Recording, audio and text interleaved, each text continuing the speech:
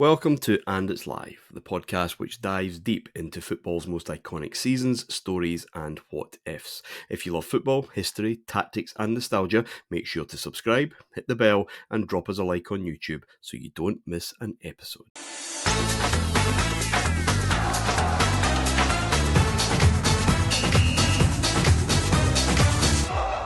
Hello and welcome to this week's main event. I'm Martin in the chair as always. The rise of the internet. And the internet is usually put down as a 90s thing, which it kind of was, but in terms of mass use, I always joke when my parents started to use it. It's broadband. The 2000s. Yeah, broadband, exactly that. And broadband means that the tentative moves into streaming became a thing, because up to that, it hadn't been. I remember reading for years, you'll be able to watch movies on your computer, but, with dial-up, forget it, right? But that changes now. And suddenly there is this possibility. Clips, YouTube, all of this now is starting to heat up. So now you can do internet-only shows. Now you can put out highlights in clip form. Everything is changing. Everything is becoming, there's so many more ways to consume content. Suddenly you can, iPods initially, remember the first time, it's only 20 years ago when I remember the first time a guy came into my work with an iPod that had the screen and he showed me a clip of Extras, the David Bowie song. And it was perfect, and it wasn't grainy or glitchy or anything. It just looked like a small TV. And then everyone has an iPhone. And you can and then things like 3G, vast Wi-Fi, you can sit and watch this stuff wherever. And that's the next stage. Then comes social media, where people can, and when I say people, I mean the bodies, because there's always a copyright issue. They can post goals as soon as they happen. As soon as something happens in a match, they can post a highlight of it and say, you're missing this. This is on the TV right now. You could be watching this. And football changes again throughout this, because suddenly you do have the choice of matches. You can watch anything that you want to. You now expect you should be able to do that. So what's the next logical iteration of that? The goal show. Which is what Sky had been doing for years, but on a Saturday afternoon, because you can't see it. Because you can't see this football. Soccer Saturday is very, very, very early Sky idea. It became part of the football experience. Go to the pub, get a line on. The boys' day starting at 2:30 or whatever, and Jeff Stelling and Kamara and all that kind of thing. But it predated that explosion by some way. But it was BT, obviously, I think that took that. They said, yeah, we will show all the Champions League games. It's getting pretty big, though, the Champions League. And some people don't want to watch a full game. There are even more casual football viewers who just like goals. It's, their attention span cannot cope with anything more than that, so we'll give them. So we'll have the banter in the studio, but you'll see the goals. And it was very popular, Davey, instantly. Yeah, you're absolutely right. And because you've got the scope to do it, you can try different things. You can have different ways to look at it, and you can try, therefore, and attract. If you've got the live games, you'll get the people who watch the live games, but what about people who are going to watch it slightly differently? Now, of course, it's what about people who are going to watch it with a phone in their hand? They won't be able to sit and watch 90 minutes background, but they'll watch this. That has a knock-on effect in the way that some people consume football. Now, you and I know from a team we follow, there are a lot of supporters, genuinely a large amount of supporters who never watch any other football than watch, for us, with Rangers supporters, that they'll go to Ibrox or they'll watch Rangers, but they won't watch the Premiership. They won't watch Serie A or other leagues. And what that leads to as well is that you get another group of people, who will also only consume football in clip form. That apart from their team, that's the only live matches they'll watch. They might watch a big match. They might watch Arsenal versus Liverpool, but they're not going to sit and watch, Bournemouth versus West Ham, for example.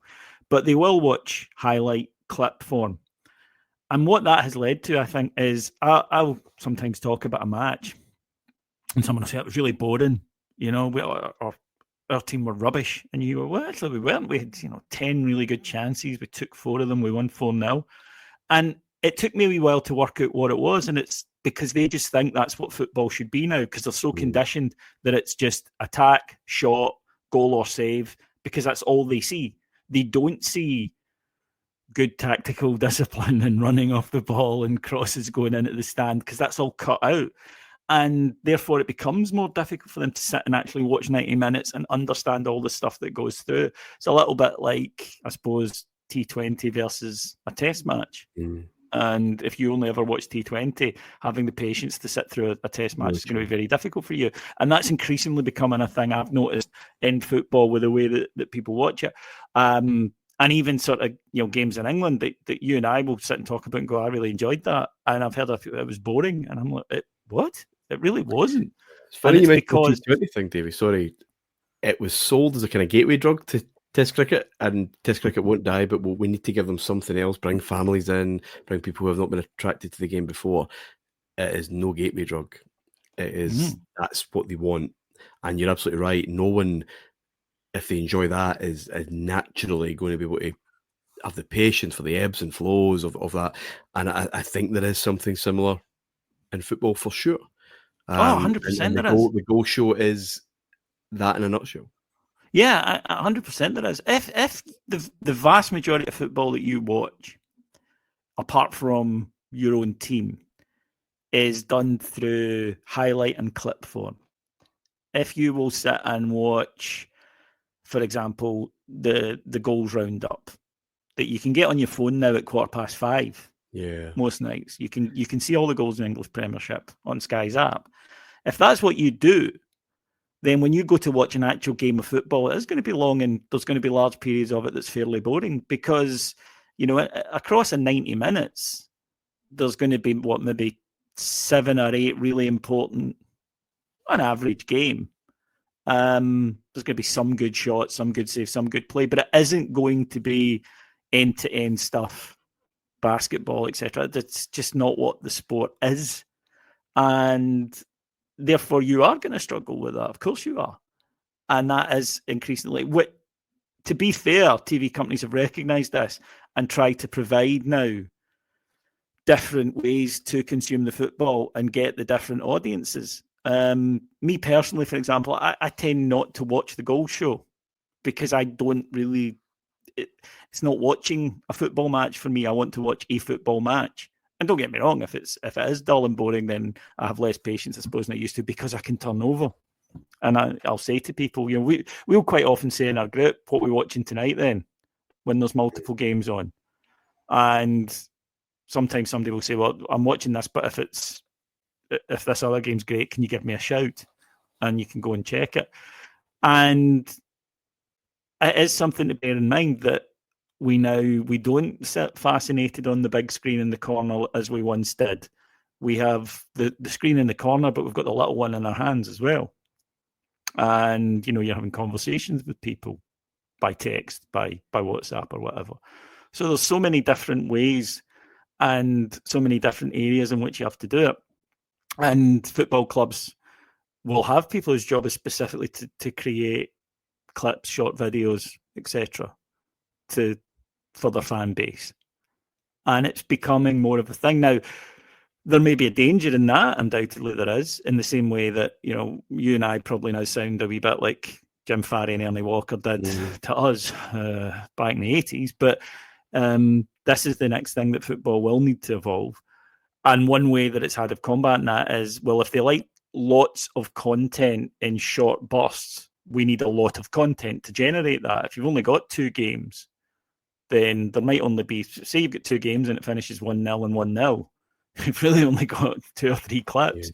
If you've got 10 games, plus you've got other leagues and you've got all this, you've still got loads of content. You still have eyes on it. You still get advertisers. One thing I will say is, though, that let's not pretend this is everyone, because it's not. There's still a huge market for this. And in this era of TV on demand, one of the few things that holds its value to advertisers is live sport. And it's not just football, by the way, in America. Mm-hmm. It's one of the things that has been proven to be American television ratings for a year. Live sport. Yeah. And by miles. The advertising money has dropped out the arse of network television in the US. It hasn't at all for NFL, NBA, etc., MLB, because it still is this thing of it's happening now, it's happening live. It's not like a drama, and there are dramas, by the way. Game of Thrones, you love Succession, that you're going to see the second they come out, but they're rarer now.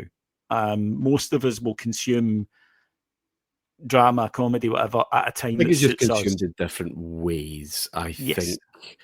Sport is still important to be there. It's been the golden age of television. It's been the golden age of television drama, but it's maybe more bingey, or can be bingeable, obviously. And television technology, Davey, is what it is. You zoom past the adverts anyway, so no one cares really. Yep, flick, and timing that. Getting back in the game after you've been on the fastest setting is a kind of ninja art. But so that's one thing. You can't really do that with live sport, right? Because it's live. So I guess advertisers know they've got you, and that's why those numbers still hold up, as you say. Okay, there's 2 things though, Davey, I want to ask before we wrap up. One of the other things from Italia 90 that was a lesson that so many execs learned was that people were gathering in pubs to watch England matches, obviously, but not just, they were gathering in pubs to watch quite a fair bit of the tournament. And would they do this on a Sunday afternoon, for example? Can we sell this to a different license, effectively, a different subscription to pubs? I'm too young to really remember this, but when did that culture take off, if it ever did, for just Champions League night in a pub, getting to the pub? 90s, yeah, 90s. That was pretty quick then. It was really non like Scottish team, United are playing Barcelona tonight. I'll probably head down to the pub to watch that. It was an excuse to go to the pub, right? I'm not going to lie. But suddenly, instead of saying to a loved one or to even yourself, I am going to the pub where I intend to get drunk, you were going to the pub to watch a football match, and getting drunk was just something that would happen alongside that. And I remember in the 90s, I was a student. Pubs very much front and centre of their advertising, Martin. We show Sky Sports. We have Sky Sports. We've got 5 tellies. We've got 10 tellies. We show all the matches. And now it has to be a conscious choice of a pub saying very deliberately, we are not going to be that type of pub, because otherwise you have to, because people will pop their head around the door and say, are you showing this match? I want to watch this football match.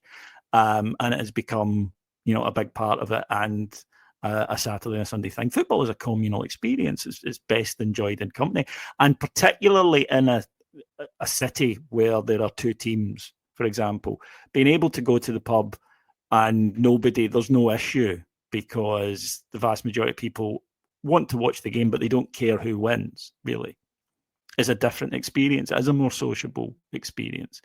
And I remember, as you say, for Barcelona versus Manchester United, I remember, drinks promotions back when they were allowed, student nights, etc. But also mainstream bars in Glasgow city centre would have on the chalkboard outside, tonight, 7:30.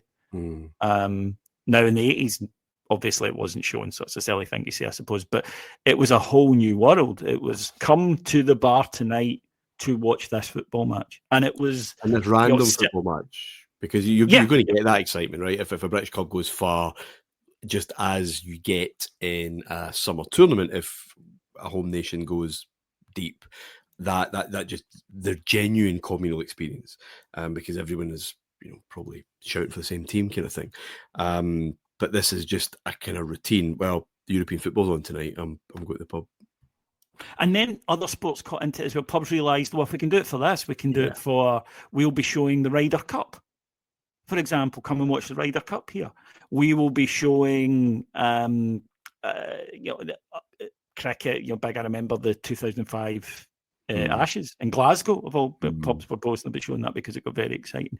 But the Six Nations. Now, the Six Nations was on terrestrial television in the 80s. You never ever saw a pub saying, come and watch the Six Nations. Now, this time of year when we're recording, you go to a pub, they'll have the schedule up on the wall of the Six Nations and say, we will be showing, France versus Italy, we will be showing England versus Wales on these dates.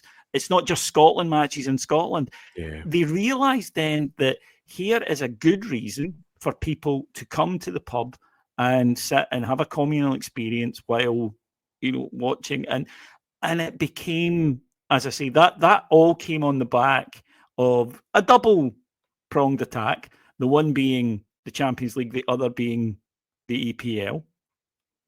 And suddenly, and it actually took Sky and a few years to realise, hold on, we need to be charging these people for this, for showing these matches. Because at first they weren't, right? They would get the Sky subscription in the pub and just show the games. And then they realised, we actually need to be, charging for this because people are choosing to go and do it. And now it's such a staple part.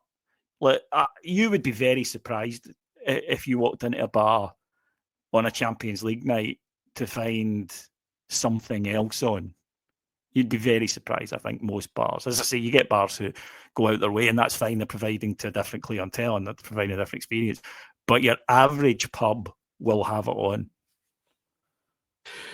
Final one, and we definitely will wrap up and think of how to fill our time next week, Davey. But right, this explosion, this big bang in '92, and all of a sudden you're in triple figures for live football very, very quickly. And then you've got it on your phone and basically just turning... I think you made a point earlier about the goal show, for example. When you're on your phone and it's there in the background. So football's almost become wallpaper. Oh, that's another goal in. All right, Barcelona 3 up, cool. For a lot of people. What then have we lost from that centrality, that communal experience, that water cooler thing, in terms of the importance, the television characters, presenters, commentators, co-coms, that were so uniquely associated with that presentation. When Sky picked it up, of course, Tyler and Gray were already well established by that point. But so many games, so many, voices now, that the days of Davies, Motson and Moore are long, long gone. And have we lost something good about that? Yeah, of course we have. One of the things we've lost is that we've lost the fact that it was so rare and therefore so special. As you mentioned there were a couple of games a year in a tournament. Every 4, by the way, people might think Euros weren't always on TV. So of course it meant more. It was more special. Now, would I trade that for that? No. I'll give you an example from another world, Martin. Music is different now in terms of the way that music fandom, because when I was growing up, if I heard a song I liked, first of all, I had to find out who it was by. That wasn't always straightforward. If you missed, on the radio, or if it was a party, so you had to then find that out. Then you had to discover where to buy it. Then you had to get the money together, physically buy it, bring it home, and listen to it. And there was that ownership thing. And you did listen to it. You persevered with an album. If you put it on and you didn't love it, first time out, you didn't go, right, I'm never listening to that again, because you'd paid 15 quid for the CD. So you were bloody well going to get into this album if you possibly could. Now you don't. Now you Shazam a song you hear, you know who it is, you listen to it, you go, I might check out their album, you check out their album, if it doesn't hook you straight away, you're done. So you lose something, but then you gain other things. You gain the ability to listen to any song in the world at any time that you want, you know, wherever you are. So we have lost, if you like, some of the stuff that made it special. I think what we've gained out of it is, I think that it still is a big driver that has made itself a television product that is much more likely to, and is staying the course more than other things that have done it. There's loads of arguments about TV money has kind of skewered competition, because obviously it's impossible for a side who aren't in one of the leagues that have enormous television contracts to win the thing. So it's not been very good for clubs in our league, for example. And it's only going to get worse, to be honest. But then again, you know, I've had many great nights. I've met lots of great people from a shared love of football and a knowledge of other clubs and sides and whatnot. And I've seen so much amazing football, and that's the most important thing as a football fan. So there's very rarely anything, I think, that comes along that's 100% positive. I think you'll always have good points and bad points with something. I do know, though, that if you'd said to that wee boy who was, you know, 9 and raging because I couldn't see, you know, Liverpool versus Everton, if you'd said to him, but it'll be more special when the World Cup comes along in 2 years, or you can have all these football matches, I'm pretty sure I know what I'd pick, even then. And TV is not just showing sport, it has shaped sport, it shaped football. Adam isn't here, but the back pass changes football, he would say, more than anything else. Correct. But the back pass only comes in because of how self-conscious football is about how it looks to the casual market. Tackle from behind.